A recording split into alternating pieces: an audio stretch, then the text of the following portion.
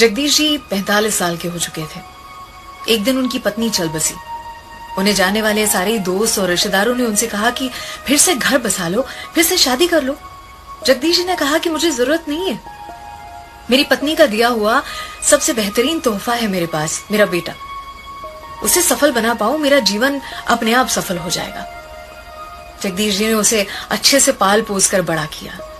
बड़ा हुआ तो उसकी धूमधाम से शादी भी की। अपना वेल सेट बिजनेस अपने बेटे के नाम कर दिया और खुद रिटायर हो गए। 1 साल हुआ होगा इस बात को, और एक सुबह जगदीश जी थोड़ा जल्दी अपना नाश्ता करने बैठे हुए थे।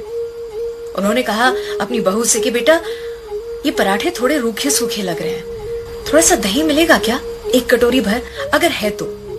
बहू ने साफ कह दिया कि पिताजी, दही तो बिल्कुल नहीं है। अब जब ये कहा तो बेटा नाश्ता करने टेबल की ओर ही आ रहा था, उसने सुन लिया।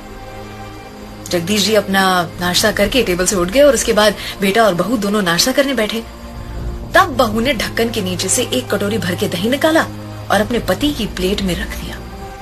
बेटा उस समय तो कुछ भी नहीं बोला, लेकिन उसके दिमाग में वही चलता रहा। वो घर से निकला, अपनी नौकरी पर गया, दिन रात उसके दिमाग में वो 1 कटोरी दही की बात चलती रही। दूसरे दिन उसने अपने पिताजी से कहा, पिताजी चलिए, हमें पंडित जी के पास जाना है, आपकी शादी की बात कर आया हूं, आपकी दूसरी शादी। पिताजी हंस के बोले कि बेटा, मैंने तब नहीं की, अब क्या करूंगा इस उम्र में दूसरी शादी, और मैं तुम्हें सारा प्यार देता हूं, तुम्हें दूसरी माँ तो नहीं चाहिए फिर?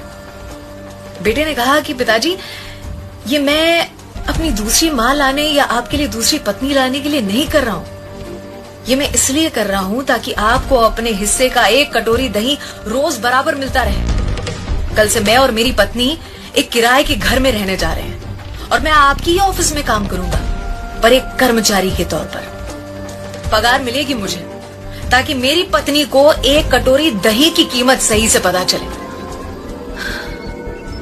अर्थात माता पिता आजीवन अपने बच्चों के लिए एक डेबिट कार्ड बनने को तैयार होते हैं।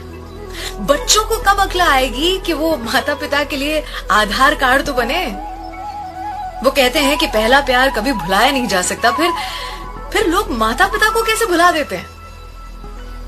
अगर आपको ये कहानियां पसंद आती हैं तो रोज सुबह 7 बजे मुझे आपका इंतजार रहेगा, ओनली ऑन 94.3 माय एफएम।